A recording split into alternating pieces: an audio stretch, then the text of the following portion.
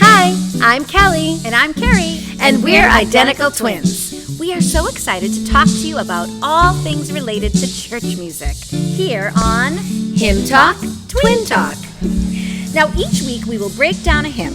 It could be an old favorite, or it could be one you've never heard of, but it is our prayer that you will worship with us no matter what song it is. So let's get started here on Hymn Talk, Twin Talk. Good morning, everyone. Good morning. Good morning. So, Kellie and Kerrie, welcome to Faith, Hope and Love. That's the latest podcast of Hymn Talk, Twin Talk. Where was it recorded?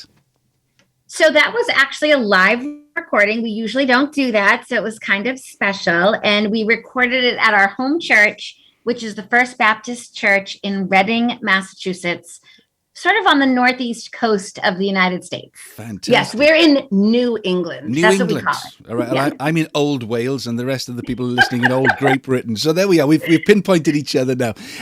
So a couple of things. It's been running for a long time and we're going to talk about the podcast, but I'd like to find out about the both of you. Now, it says identical twins, on the podcast. I mean, I can't tell the difference. Can anybody? Yes, we're identical. I'm Kellie. I'm Kerrie. We do get people who say it's just impossible to tell us apart. I mean, I think there are differences. Yeah. But the funny thing is that we also get people who say you look nothing alike. So, I mean, it's just people's perspective, Yeah. or maybe how we're like wearing our hair that day. Absolutely. But we are identical twins. We're 3 minutes apart. And our lives are very similar. We both have 3 children. We're both music teachers. We both work in the church. Isn't that amazing? Now then, where do you come from? Do you come from that part of the world? Or have you moved there? Oh, so you're close to home. Definitely close to home. In fact, our parents and our other sister, we all go to the same church. Wow. We've been worshiping at this church for about 20 years. Yes. Wow. Now then, tell me about you, with the other one. Does the other one look like you at all? No, she doesn't. She has dark hair. She has dark curly hair, and she actually has Down syndrome. Oh, right. So she just celebrated. Well, actually, she'll be celebrating 51, but we had a big party for her when she hit 50. Yeah, and she's awesome. She's special in her own way. Right. So we all have this kind of interesting, unique thing that we bring to the table. She has Down syndrome and we're twins, and it just makes for really fun family get-togethers. Yeah. Fantastic. All right, let's find out about home. Then Mum and Dad, were they churchgoers? Have they always been churchgoers? Yeah, our parents raised us in the church. They both are, love the Lord. They love going to church. They love worship. Ironically, neither of them are musicians. They don't really want to play or sing in the church, but they always encouraged us to. Right. And I think that was the big thing. They gave us piano lessons at an early age. Then that we went to voice lessons, and we were just definitely on that musical route. And both of us majored in music education in college. And both of us became music teachers. And, when you're a Christian and a musician, that sort of just kind of comes when you're involved in a church. Well, of course we're going to sing. Of course we're going to lead. Right. And then it just ended up becoming another career too. Yeah. What did A vocation. Yeah. What did Mum and Dad do? What were their jobs? So mom was a nurse. Yeah. She's since retired. And our dad actually is a cobbler. Oh, wow. And he still owns his own shoe repair business. Mhm. And we did have them on the podcast. Yes. I mean, it was kind of funny. We said, just come on, let's interview you. People want to know more about you. Right. People want to know where we came from. Yeah. So Mom came on the show when we talked about the wonderful song, Fill My Cup, Lord. And that was episode 31. And she said that, Fill My Cup, Lord was one of her all-time favorite hymns. And so she was happy to talk about it. And our dad was the episode right before, episode 30. We talked about the hymn Faith of Our Fathers, which that wasn't a favorite of his, right. But because it was talking about faith that's gone before us, the faithful that have gone before us, and it's talking about carrying that faith and, right. and sort of teaching it to your children, teaching it to the next generation. Right. We just thought, let's get Dad in for that. Yeah. So if people want to hear from our parents, They're on the episode 30 and 31. Because you've done what? It's nearly, is it 54, 55, something like Yeah. that? That is quite a commitment. So obviously, you start a podcast and you think, well, I'll give it a bash, and then you've got to do the next one and the next one. At least you've got a hymn book full of hymns to choose from. You've got plenty of material. multiple hymn books. Yes. My dad said, like, how long can you really do this for? And it's like, we are now in April of 2022. We have all the episodes set because the requests are coming in. So people are requesting hymns. We have all of them set. We have interviews set. All the way through till next Christmas. We have not picked our Christmas episodes, right. Yes. But we have so many episodes that we're doing. And it's almost sad at this point when someone says, hey, can you do some hymn that we love, say they want to do Victory in Jesus. And we say, okay, well, we're not getting that till like November. Is that okay? Yeah. It's great. And we read some statistic that said most podcasts give up within the first year. Yeah. So if you can make it after your first year, then you're doing something well. And so we've been doing it since September of 2020. Fantastic. And it started in the pandemic. We weren't worshiping together. We missed our church family. We were all home. Yeah. And to say we started in September of 2020, right. We actually started in like March or April because we had to get it all planned out. We released our first episode in September. Yeah. So pretty much the pandemic hit in March of 2020. And within a month, we were like, okay, what can we do? What do we need to do? What's missing? Yeah. And then the podcast was born. Right, we've gone forward now because I still want to find out a little bit about you growing up. Okay, so families, you mentioned your sister, Down's syndrome. That can be a shock to a family when you're expecting something different from your first family experience. How did your mum and dad cope with that? I mean, it was definitely, my mom she's often said she should write it down and turn it into maybe an essay or a short story or something about what they went through because she was very young. She was only 20 years old. And our dad was like 24, Mm-hmm. And they told them that they had a baby with Down syndrome and they went through, I think, all the process that anybody goes through, which was, I think, do we give this baby up for adoption? Do we keep her? We're grieving. What do we do? Yeah. And you have to remember that back then they didn't know that she had Down syndrome till she was born. Right. So nowadays we have all the prenatal testings, that we did with our kids, which was still 20 years ago.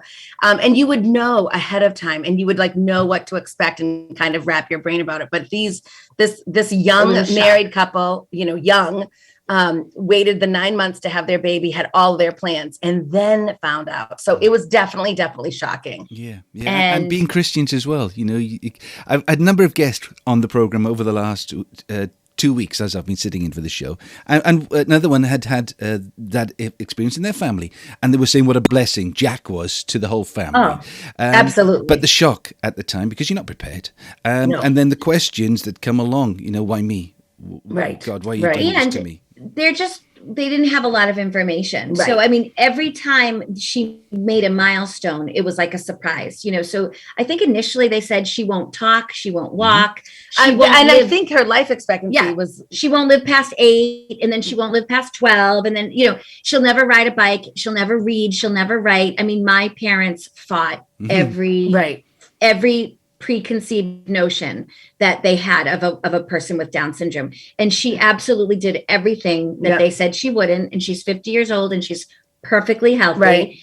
I mean, she went to high school with us, like we all were the same age at the time. We all went to the same high school. She went to a prom. She, she did all of those high schoolish things that we were doing. Yeah. And now she lives in a group home. Yeah. She has 3 roommates. Yeah. And she has staff that come in and help, but she doesn't rely on us or our parents for her daily living. What's her name? Sorry, I haven't asked her name. What's her name? Missy. She's Missy. She's Melissa, but we've always called her Missy. So we were the 3 sisters, Kerrie, Kellie, Missy. Yeah. And honestly, when we were little, because we were only 18 months apart, they did think that we were triplets. Right. And honestly, I don't know. I can't picture our life any other way. Right. Like we needed her in our family to kind of balance us out and, to remind us of grace and patience. Because I just feel like, we would even like our kids. So between us, we have 6 kids, and even our 6 kids who are between the ages of 13 and 22, even them, the way they talk to her and relate to her and the way they look at other people who are like her, like that has been such an important lesson for our family, and it's gone on to the next generation. Right. Yeah. And what's wonderful is that in the past, people have been put away and hidden. Right. Of course. And Right. now, the joy that we can all share from that experience. Okay, so I'm talking to Kellie and Kerrie about Hymn Talk. You're based. I tell you what. Let's have our first hymn. Now you've chosen a couple of hymns, and if I can find them, we'll play them today. Let's have a little look. Then you sent me a list of hymns here. Which one should we go for first? Do you think? What would be your first favourite? Well, I mean, we have so many. So that we many. love. I mean, it's almost impossible. But we thought since you were in the United Kingdom and we were in the States, we could maybe do a hymn that had its origins in both places. Nice. So one of our favorite hymns is the hymn called "'Tis So Sweet to Trust in Jesus." Do you know that one? I don't, but I'm looking forward to hearing it. I'm looking forward to hear. So, "'Tis So Sweet to Trust in Jesus" by Louisa Stead and William Kirkpatrick. 'Tis so sweet to trust in Jesus, just to take him at his word, just to rest upon his promise, just to know, thus saith the Lord. So that was "'Tis So Sweet to Trust in Jesus" by Louisa Stead and William Kirkpatrick. Tell me the story behind that hymn.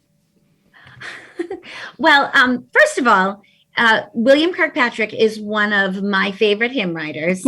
He writes tunes and melodies that are so sweet and pretty. And when you listen to that tune of "'Tis So Sweet to Trust in Jesus," I think he does such a great job. Mm-hmm. He also did the hymn "Lead Me to Calvary." He did "Jesus Saves." He did the alternate tune of "Away in a Manger." Right. Away in a manger.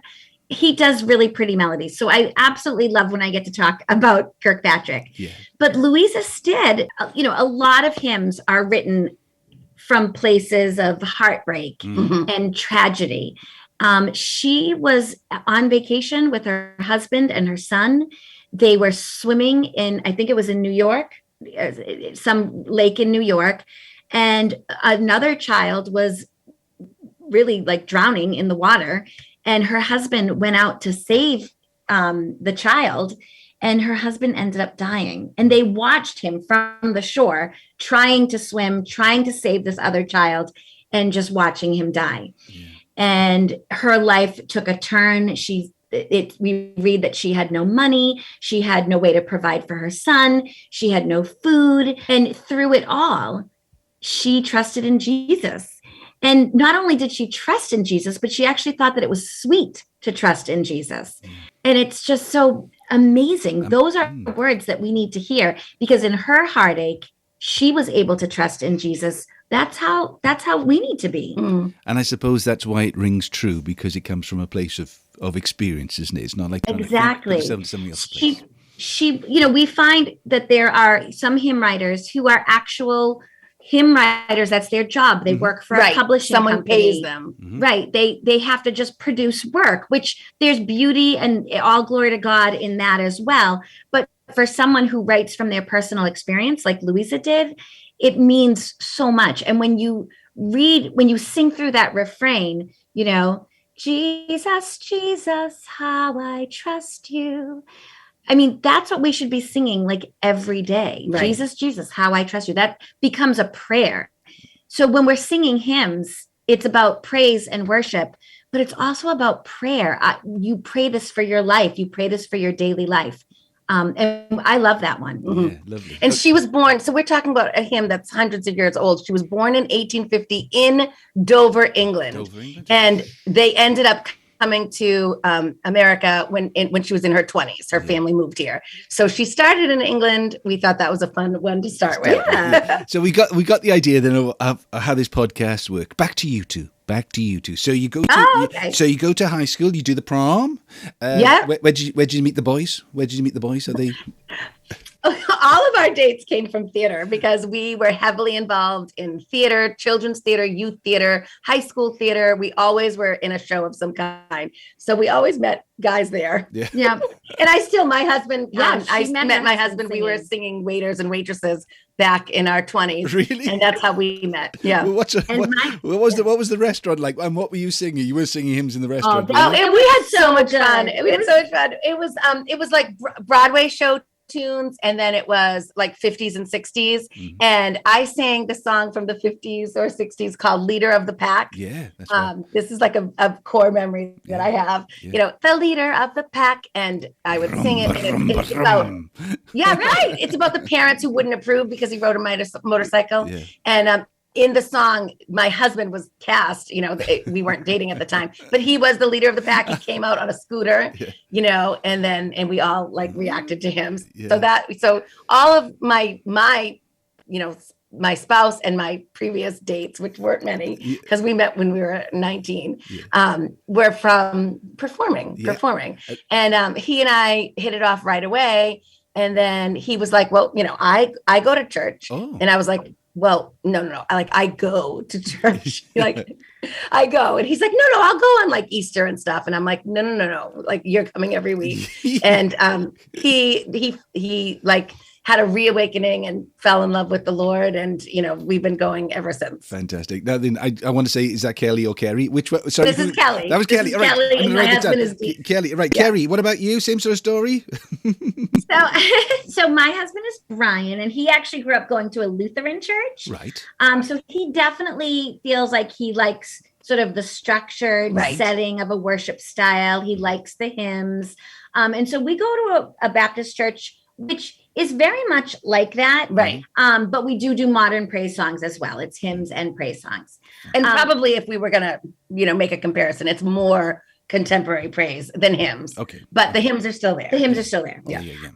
And he actually is in broadcasting. Oh. So he runs a cable station, and he was the one who helped us. Like, honestly, when we said we wanted to do a podcast, I looked online and people were like, you can just do it on your phone and do it on your computer. And he was the one who set us up with the Rodecaster board and our microphones. And because he was able to get them from the studio. And so, because his studio was basically closed to the public during COVID. So he brought it all home, and we set up our own little studio in the basement. And then as everything went back to being open for his studio, he had to bring it back, and he bought me one like for Mother's Day. He's a keeper. He's a keeper. Yeah. Definitely a keeper. Definitely a keeper. Yeah. All right. And so the funny thing is that both of these gentlemen, they both are interested in technology and you know, all of that stuff. My husband works with computers during the day, but they both run all the tech at our church. So she and I are up there leading worship.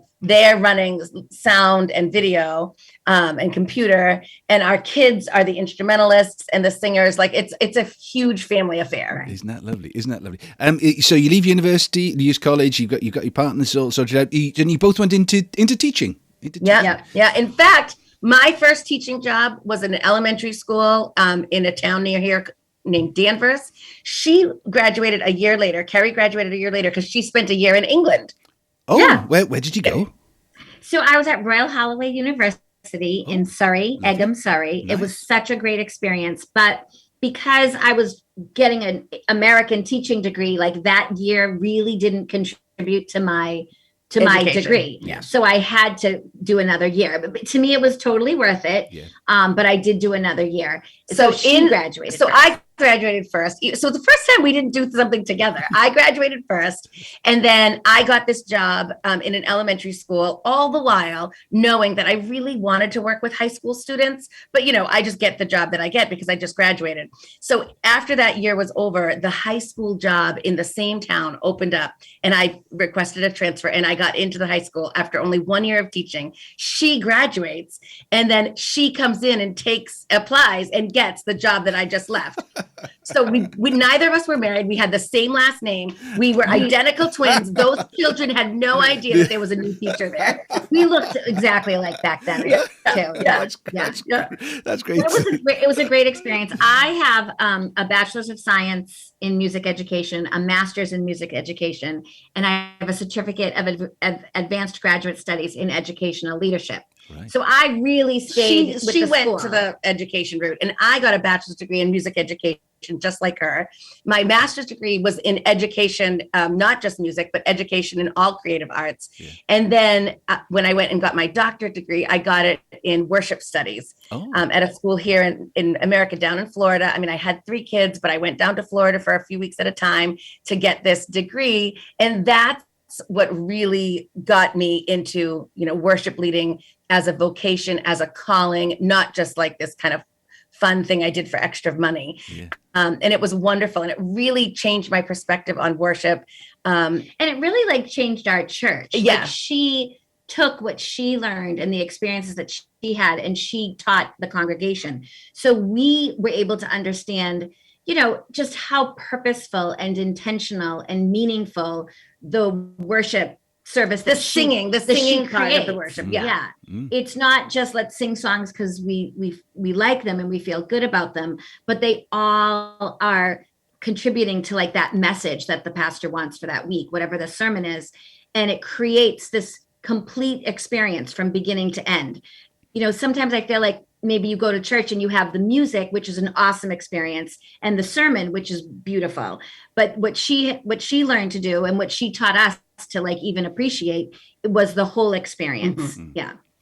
Right, let's take another little break. Let's choose another piece of music. You've suggested a couple more. Which one should we go for next? Let's do an Easter one. How about Christ the Lord is risen today? Christ the Lord is risen today. That one? Yes. You know that one. Oh. Fantastic. It's a classic. Okay, I'm talking to Kellie and Kerrie. They have Hymn Talk, Twin Talk as a podcast, and this is Christ the Lord is risen today. Christ the Lord is risen today. Alleluia. Sons of men and angels say, Alleluia. Raise your joys and triumphs high. Alleluia. Sing, ye heavens and earth, reply. Alleluia.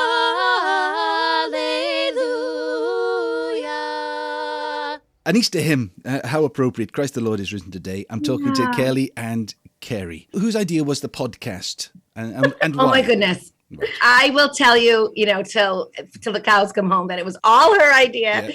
Kerrie did everything. She did the research. Of course, her husband helped her get the stuff. She did everything. And I was sitting there going, no one wants a podcast about hymns. Like no one. And she was just, she was adamant. I had to really, really convince her. I love podcasts. Yeah. So I was coming at it so even before COVID, right? I was like, I love podcasts. I want to do one. And I have to say that the way we do our podcast, I think it's very different from what you might expect. So you have entertainment podcasts, which are funny and silly and pure entertainment.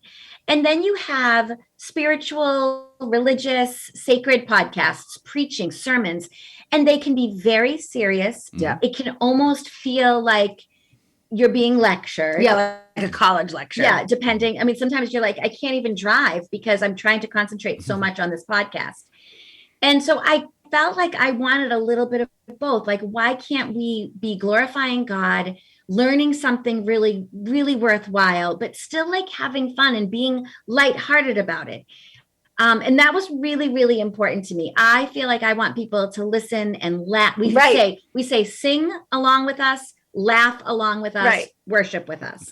That's what we want. So we approach the hymn, I think, with a little bit more levity than maybe other podcasts would do. Mm-hmm. It's about where they're from, what they did, fun facts. We always talk about travel. So when we did Christ the Lord is risen today, we were like, we want to go to England. We want to visit Epworth. We want to see where he was born. We want to go to his house. We talk about that kind of thing. And then we talk about the theology, which is still really, really good, but it's not quite so serious. Yeah, right. Yeah. And the theology is important, isn't it? One of my friends is a guy called Graham Kendrick. Have you done any of Graham Kendrick's? He's great. We do a lot of Graham Kendrick. Yeah. In fact, I think I have an anthology that he was an editor of. Oh, right. So, yeah. So, the editors of these hymnals and songbooks are so important because it's their job to pick the right ones, to pick the ones that are true, that are worshipful, that are appropriate, that are singable, so those editors have that job of putting them together, and I'm pretty sure I have one by him. Yeah, well, he's making sure that the theology is correct and doesn't just rhyme, Right. And we talk about that. To be honest with you, we talk a lot about why this hymn isn't maybe sung that often, or why this hymn, has disappeared from hymnals. And a lot of times it's because it's not quite saying the truth. And maybe it was for the sake of a rhyme, or maybe it was for the sake of poetry. Or maybe it's true, but there's like a caveat to it. Like it requires an explanation. Right. It's true, except for, or it's true, but, and in a hymn, you don't have time to explain that, right? That your congregation is singing. So you don't want to put words in their mouth if it's not like 100% theologically sound and biblically true. So those hymns, without an explanation, it's just not worth doing. Right. Yeah. Okay, we're going to choose another hymn now. And I come from Wales. The land of song, we call it. The land of song. And I'm not sure, would you have heard of the Welsh Revival? I often talk about it on this programme, the Welsh Revival. 1904, Evan Roberts, 26-year-old miner from a place called Lacha. And he was commissioned by the Almighty to lead a worldwide revival. And he did. And it went right across the world. 1904. Check it out, ladies. Check it out. But he was once asked, would the revival travel to England? And his response was, can they sing? Because he felt it was a singing revival. Now then, you've chosen "Guide Me, O Thou Great Jehovah." What a hymn! It is lovely, of course, written in Welsh originally, right? And then translated into a hymn. So, one for me then. This one, this is as co-chosen with Kerrie and Kellie from Hymn Talk. Hymn Talk. This is "Guide Me, O Thou Great Jehovah."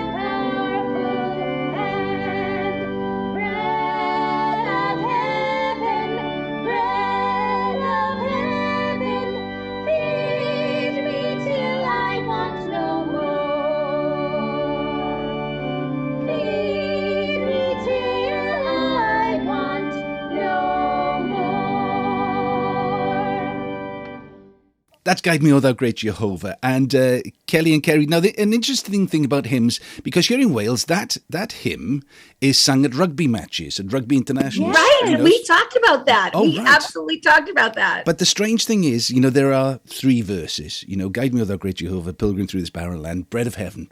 And the sad thing is about Wales, they've forgotten that there are 2 more verses, because they have the bread of heaven, they have the manna, and they never get through the wilderness to the promised land, because it's songs of praises I will sing, so it's you need, sometimes you can't just have verse 1 and the chorus, you need all 3 verses of a hymn to make sense of something. It develops a story in the hymn. Right. Now, what's cool about that, if we could just talk about it for a while, we did that early in the podcast. That was episode number 5. Right. And we wanted something old. We hadn't done, anything that was our oldest one to date.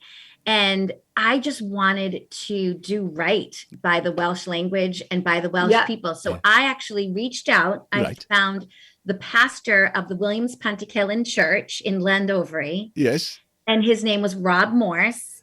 And he was wonderful. We actually set up a video call and we chatted. He helped me through the pronunciations. He gave me his story.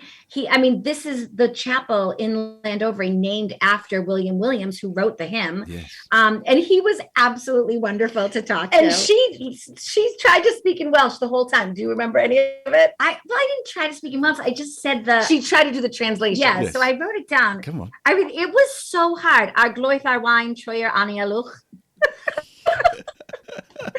And he said that was supposed to be a prayer for strength to go through the wilderness of the world. That was like the original title it becomes Guide Me, O Thou Great Jehovah in English. Yes. But initially it was Ar gloeth ar wine troi'r anialwch. Fantastic.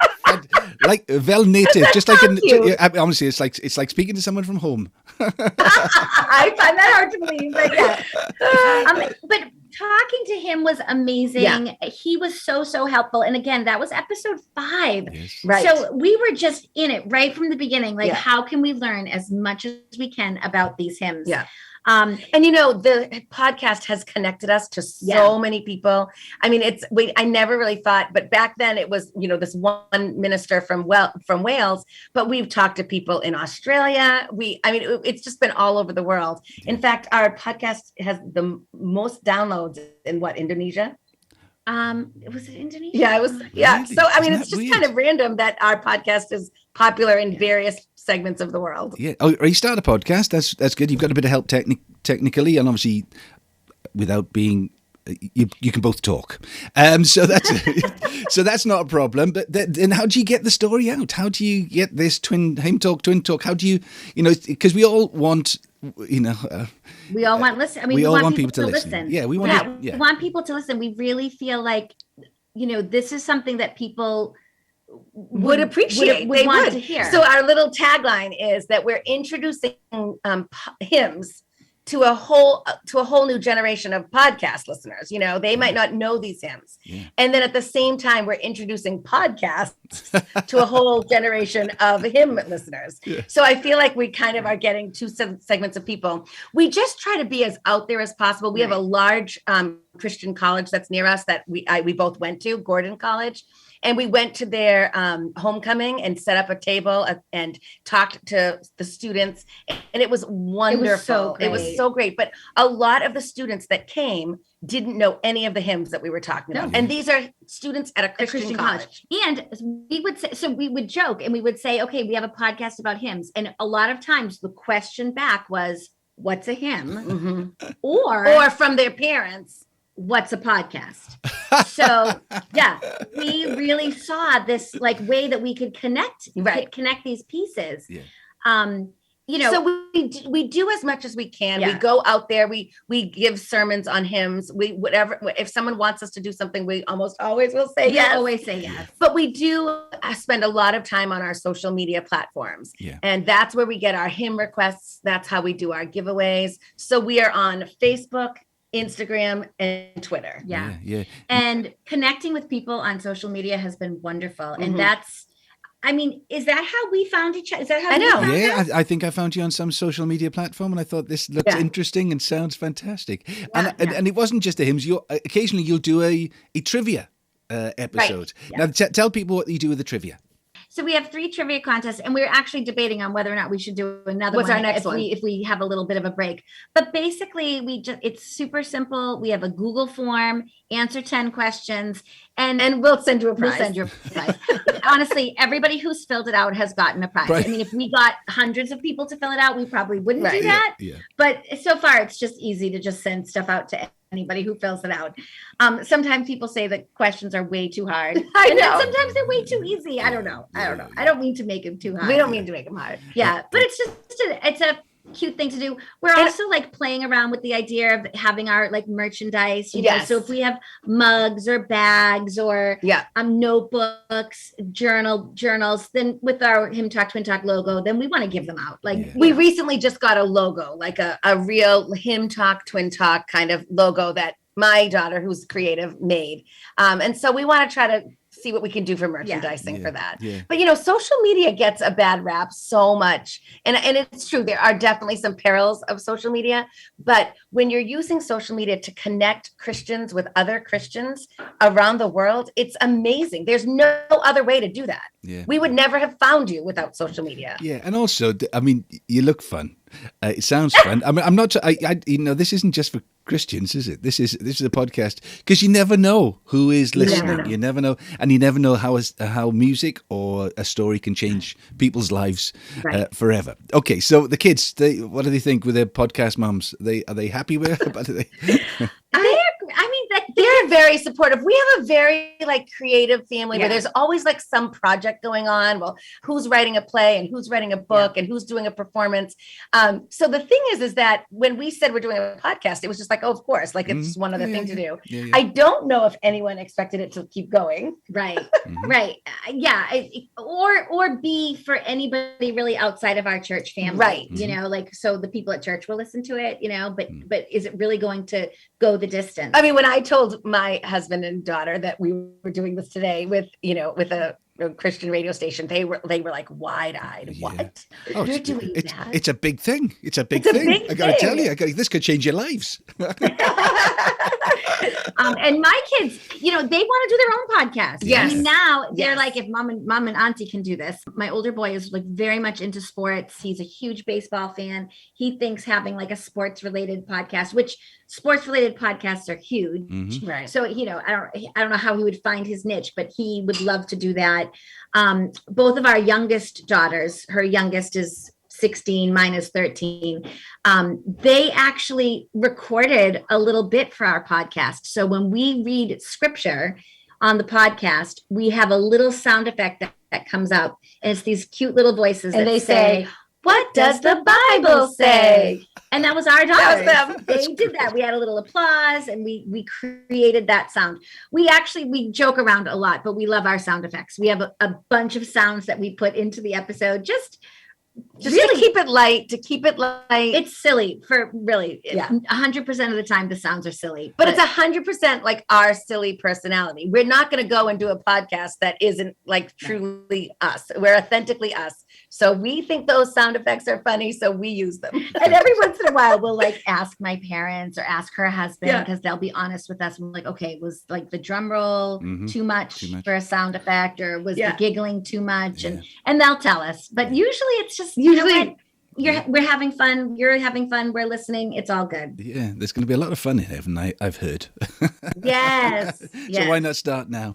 Okay, well, we're sort of coming to the end of our time. You've started doing some live Hymn Talk, Twin Talks. I mean, you could go on tour with this, couldn't you? If someone wants us, we'll go. Yeah, isn't that fantastic? No, it's brilliant. The lives end up being a little bit more serious in nature, because they actually maybe have a little bit more of a message, Right. instead of just the history. It's really more about a takeaway, Right. which not all of our episodes really have that.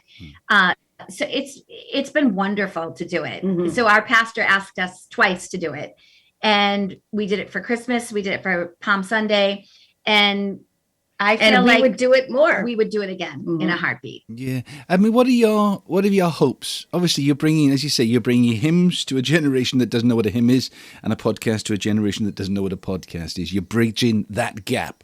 What are your hopes for Hymn Talk, Twin Talk in the future?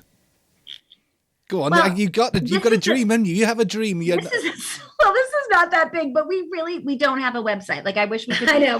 I wish we could be telling your listeners to go find hymntalktwintalk.com, but we don't have a website yet, because we just put all our emphasis in social media. Yeah. So please, find us on social media, email us anytime at hymntalktwintalk@gmail.com. But I mean, our big goal in the next few months will be to get a good website. Right. But like our goal for Hymn Talk, Twin Talk in general is, I see a book. I would love a book on hymns, that kind of each chapter is a different hymn. I would love a book tour.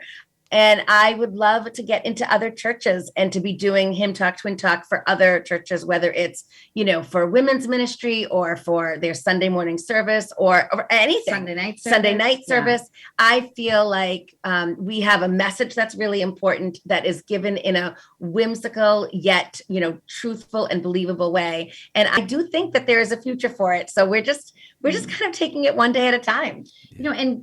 God gave us this gift of music. Right. He created music, and yes, we want to use it for his glory.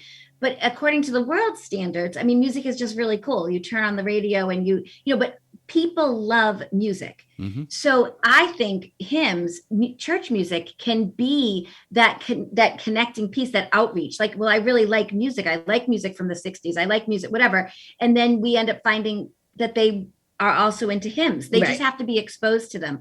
So learning about the music and being exposed to that music, I think is actually a really awesome outreach. People love music. I mean, I'm a music teacher, so I know my students love music. And it doesn't matter if we're singing about a teddy bear or about a river, like they want to sing. And I feel like adults are going to be like that too. Absolutely. And we just want them to hear about hymns, and through hymns find the truth and love of Jesus Christ. Isn't that great? Isn't that great? Okay, so we need one final hymn, if that's all right. What have we done so far? I think we've gone through most of your list. Just As I Am. Just As I Am. Just As I Am. I mean, Just As I Am was all about the Billy Graham Crusades here in America and all over the world. All over the world. Yeah. But that he made that hymn famous, and he ended up writing his memoir and titling it Just As I Am. Right. Yeah, it's one of those And hymns. Charlotte Elliott, who wrote the words, was from England. So we have another England connection. Another British connection. Well, it's been lovely talking to you. I'm going to end our little section with this, but I've been speaking to Kellie and Kerrie from Hymn Talk, Twin Talk. If people want to find, if you just put Hymn Talk, Twin Talk into any search engine on a computer, they will come to you one way, shape or form. What's next week's hymn? Have you recorded it yet, by the way? We have a hymn that came in from a listener, and it is literally one we've never heard of. I think it's more from a Catholic church. Right. It's called Lord for Tomorrow and Its Needs. The music is by Samuel Wilberforce. He was from England. He was part of that Clapham sect, yes. Which Charlotte Elliott from Just As I Am is also part of that Clapham sect, or her father. And that will be our next one. And it's completely brand new. Yep. Over the course of the last, 50 year and a half, episodes, we have a few episodes that we really did not know the hymn. And that's this one. This is going to be one. So we're excited to get that one out to everybody. Fantastic. All right. Well, you're not going to run out of material anytime soon. No. Keep it fun, keep it light, and keep on, spreading the good news through the hymns. Hymn Talk, Twin Talk. I've been speaking to Kellie and Kerrie, and this is Just As I Am. Just as I am, without one plea, but that thy blood was shed for me, and that thou bidst me come to thee, O Lamb of God, I come. I come. That's terrific. All right, well, lovely. Thank you very much indeed. And thanks for having us. This was so great. It was a lot of fun. It was a lot of fun. Thank you ever so much indeed. All right, thank you. Thank you so much. God bless you. All right, bye. Bye-bye.